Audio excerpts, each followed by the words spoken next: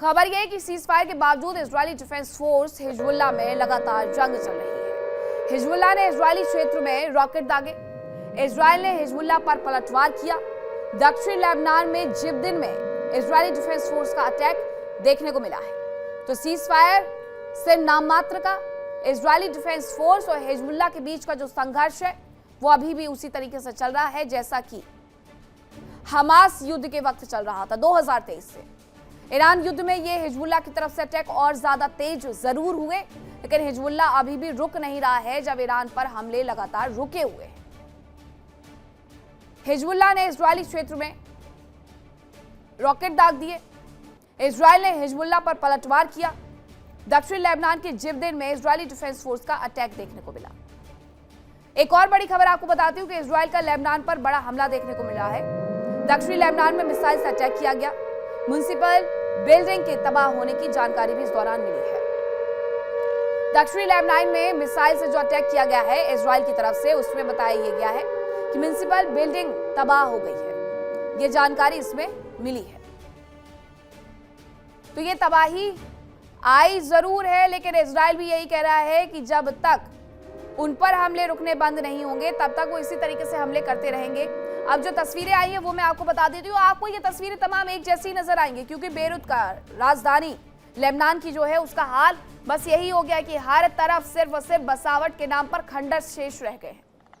हर जगह इसी तरीके से मिसाइल से अटैक किया गया है कि पूरी बसावट खत्म हो चुकी है, सिर्फ खंडर तब्दील हो गए हैं। इस पूरी जगह में आप देखेंगे, आपको नजर आएगा एक इंफ्रास्ट्रक्चर जो कि कभी यहां पर हुआ करता था लेकिन अब नहीं है। उसके पीछे की वजह हिजबुल्लाह है, जो बार बार इजरायली डिफेंस फोर्स को, इजरायल को निशाना बनाता है और उसके एवज में इजरायली डिफेंस फोर्स बेरूत का, राजधानी का और लेबनान के तमाम इलाकों का यह हाल करती है।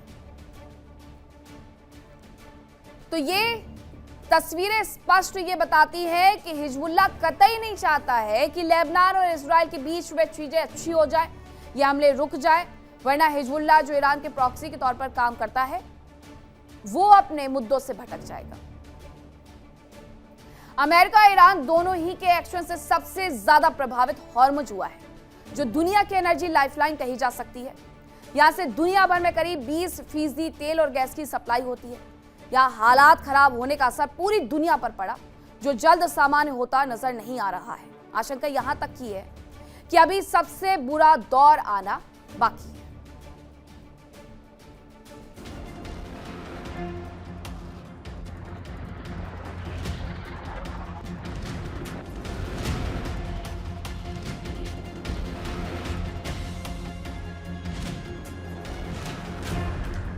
ईरान युद्ध और हॉर्मुज की नाकेबंदी ने दुनिया को बहुत बड़े संकट में डाल दिया है।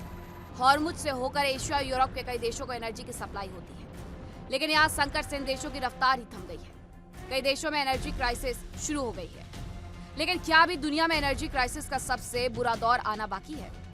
ये सवाल खड़े हुए हैं सिंगापुर के प्रधानमंत्री लॉरेंस वोंग के एक बयान से, जिसमें उन्होंने चेतावनी दी कि अभी हॉर्मुज संकट के कारण सबसे बुरा दौर आना बाकी है।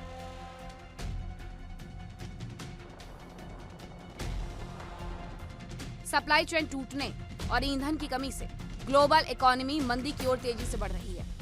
दरअसल हॉर्मुज स्ट्रेट पिछले 2 महीनों से बंद है और इसका खामियाजा पूरी दुनिया को भुगतना पड़ रहा है। लॉरेंस वोंग के अनुसार ये संकट केवल महंगाई तक सीमित नहीं रहने वाला, बल्कि सप्लाई चेन पूरी तरह ध्वस्त हो चुकी है और आने वाले दिनों में जरूरी चीजों की भारी किल्लत होने वाली है। एशियाई देशों के लिए ये हालात सबसे ज्यादा खतरनाक है, क्योंकि ये देश ऊर्जा जरूरतों के लिए पूरी तरह खाड़ी देशों पर ही निर्भर है।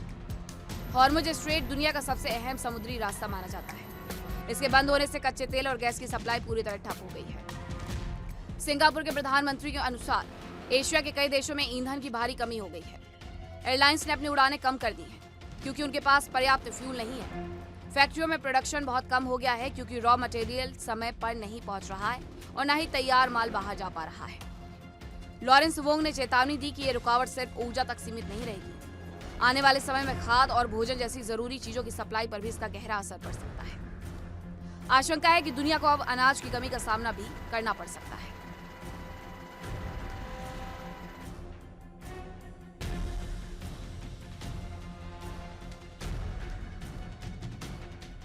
प्रधानमंत्री लॉरेंस वोंग ने कहा कि अगर आज हॉर्मुज स्ट्रेट खुल भी जाए तो भी हालात तुरंत नहीं सुधरेंगे। युद्ध की वजह से बंदरगाहों और ऊर्जा से जुड़ी गतिविधियों को भारी नुकसान पहुंचा है। समुद्री रास्तों में बिछाई गई माइंस को हटाना एक बड़ी चुनौती है। जब तक रास्ता पूरी तरह सुरक्षित नहीं होता तब तक शिपिंग कंपनियां जोखिम नहीं लेंगी। बीमा कंपनियों को भी सुरक्षा का भरोसा दिलाना होगा, जिसमें महीनों का समय लग सकता है। लिहाजा सप्लाई चेन को दोबारा पटरी पर लाने में लंबा वक्त लगेगा। लॉरेंस वोंग के अनुसार 1970 के दशक में दुनिया ने स्टैगफ्लेशन झेला था। स्टैगफ्लेशन एक ऐसी स्थिति है जिसमें महंगाई आसमान पर होती है और विकास पूरी तरह रुक जाता है। इस दौरान बेरोजगारी भी बहुत तेजी से बढ़ती है। पीएम वोंग ने कहा कि फिलहाल दुनिया उसी रास्ते पर बढ़ रही है। इंटरनेशनल एनर्जी एजेंसी ने भी इस खतरे को लेकर आगाह किया है।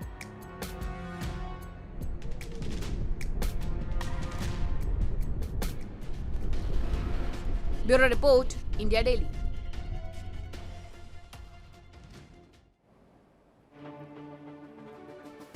तो सिंगापुर के प्रधानमंत्री लॉरेंस वोंग ने आर्थिक मंदी की आशंका जताई। इस दौरान उन्होंने स्टैगफ्लेशन का जिक्र किया। अब आपको ये बताती हूँ कि स्टैगफ्लेशन की स्थिति आखिरकार होती क्या है। स्टैगफ्लेशन के तहत महंगाई बहुत ज्यादा बढ़ जाती है। उन्होंने इस बात के लिए बाकायदा जिक्र किया 70 के दशक का। स्टैगफ्लेशन के हालात में जो डेवलपमेंट है वो पूरी तरीके से रुक जाता है और महंगाई बढ़ती है, बेरोजगारी तेजी से बढ़ती है। इसके साथ ही जो इन्फ्लेशन रेट्स हैं वो भी बढ़ती है और इस पूरे युद्ध के दौरान ये सब कुछ देखने को मिल रहा है। इन्फ्लेशन बढ़ रही है, ऊर्जा आपातकाल बढ़ते जा रहा है, बेरोजगारी बढ़ते जा रही है और उन्होंने सिंगापुर के प्रधानमंत्री ने इसे सीधे सीधे 1970 के दशक वाले स्टैगफ्लेशन से जोड़ करके बताया है। अब खबर आपको रूस और यूक्रेन से जुड़ी हुई बताती हूँ कि रूस पर यूक्रेन का एक बहुत बड़ा हमला देखने को मिला है। रूस ने यूक्रेन पर यह बड़ा हमला किया है। रियाजान तेल रिफाइनरी पर यह अटैक किया गया। ड्रोन अटैक के बाद रिफाइनरी में भीषण आग लगी है। तो ये बड़ी जानकारी आपको दे रही हूँ कि रूस पर यूक्रेन ने जो हमला किया वो रियाजान तेल रिफाइनरी पर किया। ड्रोन अटैक के बाद रिफाइनरी में भीषण आग लग गई और इसके साथ ही अभी स्थिति खराब बताई जा रही है। जो रिफाइनरी पर अटैक किया गया उसमें जो आग लगी है उसकी तस्वीरें मैं आपको जरा दिखा देती हूँ। ये रियाजान तेल रिफाइनरी है। ये सिर्फ और सिर्फ आपको आसमान में काले धुएं का गुबार नजर आ रहा है, लेकिन ये पहली बार नहीं है। इसके साथ साथ अभी पिछले दिनों 800 ड्रोन अटैक किए गए थे। एक साथ 800 ड्रोन दागे गए थे। अब एक बार फिर से फैक्ट्री पर हमला किया गया है, रिफाइनरी पर हमला किया गया है। रियाजान तेल रिफाइनरी है यूक्रेन में, उस पर अटैक किया गया और ड्रोन अटैक के बाद सिर्फ और सिर्फ भीषण आग लगी हुई नजर आती है। इस पूरी तस्वीर में आपको ये आग लगी हुई नजर आ जाएगी। ऊपर सिर्फ और सिर्फ काले धुएं का गुबार नजर आ जाएगा। तो ये स्थिति रशिया और यूक्रेन में भी लगभग खराब ही होते जा रही है, जहां पर बार बार अटैक करके यूक्रेन को दहलाने की जो साजिशें हैं वो रूस की तरफ से रची जाती है। रूस ये कह रहा है कि जल्द ही ये युद्ध समाप्त होने वाला है, लेकिन ये युद्ध समाप्त तब होगा जब रशिया और यूक्रेन एक दूसरे पर हमला करना बंद कर देंगे, जो कि फिलहाल के लिए नजर नहीं आता। 4 साल से ज्यादा हो चुके हैं दोनों ही देशों को इस युद्ध में बने हुए, और ऐसे में एक के बाद एक अटैक यूक्रेन पर किया जाता है। यूक्रेन से पूरी दुनिया का ध्यान मिडिल ईस्ट वॉर के साथ भटका और अमेरिका का भी भटका और साथ साथ नेटो और यूरोपियन कंट्रीज का भी भटका, जिन्होंने जिस मुताबिक यूक्रेन को आवश्यकता है हथियारों की वो मुहैया करवाने बंद कर दिए, क्योंकि अमेरिका को खुद अपने लिए हथियारों की कमी पड़ रही है। ऐसे में वो यूक्रेन को भी हथियार उपलब्ध नहीं करवा पा रहा है। अब एक और खबर मैं आपको बताती हूं कि दक्षिण रूस पर यूक्रेन का बड़ा ड्रोन अटैक देखने को मिला है और ये ड्रोन अटैक एयरबेस पर देखने को मिला है। यूक्रेन का अटैक BE-200 एम्फीबियस विमान और एक हेलीकॉप्टर पर हमला देखने को मिला है। तो दक्षिण रूस पर यूक्रेन ने भी पलटवार कर दिया है। सिर्फ ऐसा नहीं है कि यूक्रेन हमले बर्दाश्त कर रहा है, बल्कि वो हमले बराबर से कर भी रहा है। उसने दक्षिण रूस पर हमले किए, ड्रोन से किए हैं। एयरबेस पर यूक्रेन ने जो अटैक किया है उसके बाद की तस्वीरें जरा देखिए। ये BE-200 एम्फीबियस बताया जा रहा है विमान और एक हेलीकॉप्टर जिस पर ये बड़ा हमला किया गया है, उससे वो तहस नहस भी हो गया है। सैटेलाइट इमेजेस है ये जो ये दिखा रही हैं कि इस हमले में किस तरीके से BE-200 एम्फीबियस और हेलीकॉप्टर को निशाना बनाया गया है। दूसरी तरफ ये जो तस्वीर आप देख रहे हैं ये यूक्रेन की रियाजान तेल रिफाइनरी की है, जहां पर एक बड़ा अटैक करके रिफाइनरी को आग में झोंक दिया गया है। पिछले 4 साल से यूरोप की धरती जंग की आग में धधकते हुए नजर आ रही है। रूस लगातार यूक्रेन को अपने कब्जे में लाने की कोशिशों में लगा हुआ है, तो वहीं यूक्रेन भी अपना अस्तित्व बचाने का प्रयास कर रहा है। दोनों ही देश एक दूसरे में भारी तबाही मचा रहे हैं।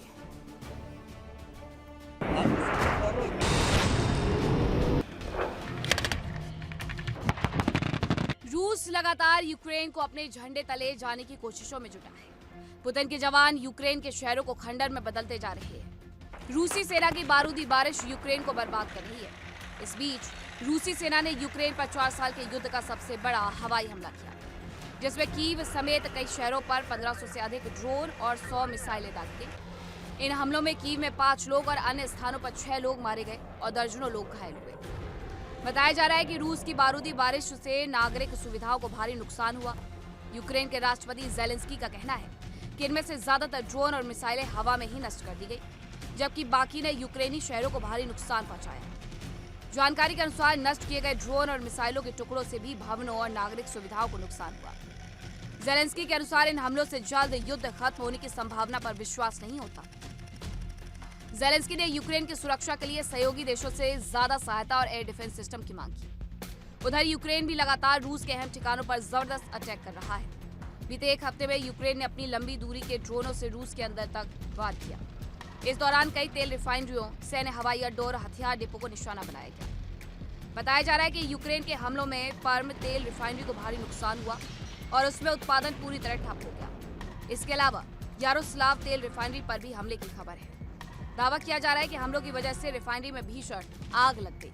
ये रिफाइनरी सालाना करीब 1.5 करोड़ टन तेल का उत्पादन करती है और रूसी सेना के लिए पेट्रोल और डीजल की सप्लाई का मुख्य जरिया है।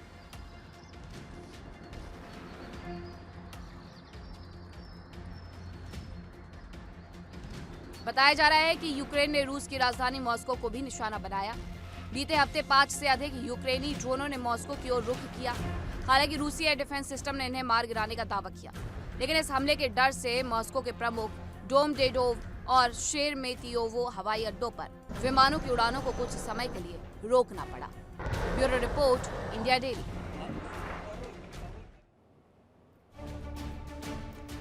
अब आइए आपको रूस के एक ऐसे शैतान के बारे में बताते हैं जो समंदर में बहुत लंबे समय तक खामोशी से पड़ा रह सकता है और मौका मिलते दुश्मन को नेस्तनाबूद भी कर सकता है।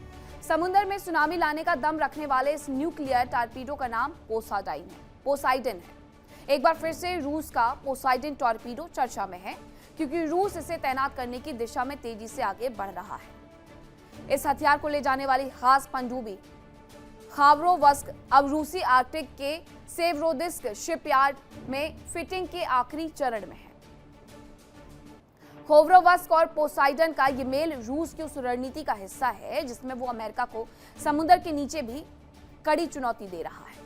और इस सुपर टॉर्पीडो को लेकर पुतिन ने दावा किया है कि पोसाइडन की ताकत रूस के एक बड़े इंटरकॉन्टिनेंटल मिसाइल सॉर्मिट से भी ज्यादा है। खास बात यह है कि ये वो शांत तूफान है जिसे इंटरसेप्ट कर पाना लगभग असंभव होता है। अब आपको बताते हैं पोसाइडन टॉर्पीडो की आखिरकार खासियत क्या है। तो पोसाइडन एक बेहद खतरनाक न्यूक्लियर पावर्ड इंटरकॉन्टिनेंटल टॉर्पीडो है। न्यूक्लियर हथियारों से यह टॉर्पीडो लैस रहता है। इसके साथ बार बार ईंधन भरने की कोई जरूरत नहीं होती है। दुश्मन के तटीय शहरों, बंदरगाहों, सैन्य ठिकानों पर हमले का दम इनकी तरफ से रखा जाता है। एयरक्राफ्ट कैरियर ग्रुप्स पर भी हमला करने में ये सक्षम है।